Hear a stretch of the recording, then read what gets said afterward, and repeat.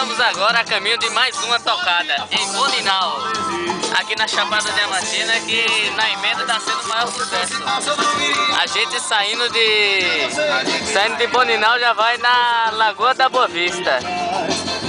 A agenda lotada é assim mesmo. Olha a estrada aí, ó.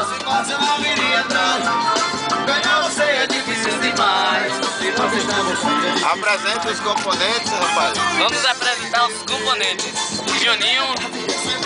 Juninho é o triangueiro. Gioto é o zabumbeiro. Esse aí é o melhor zabumbeiro aí da Chapada. E agora o vocalista, motorista, tocador de violão e tocador de zabumba, Deni. Seresteiro também. É Nós. É nóis. Tamo aí. É nós na fita, né? E aí, quais são as expectativas para o show?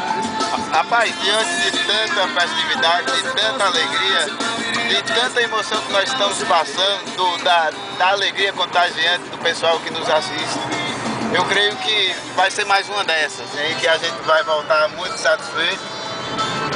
Por incrível que pareça, se a gente tivesse vindo de uma festa que não prestou, de uma outra que foi mais fraca,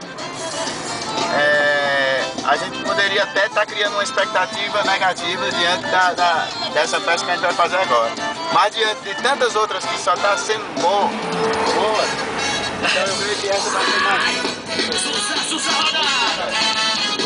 É isso aí. E o fundo musical aqui foi eu que botei, viu? Foi eu que gravei essas músicas maravilhosas que vocês estão ouvindo. Valeu, muito obrigado.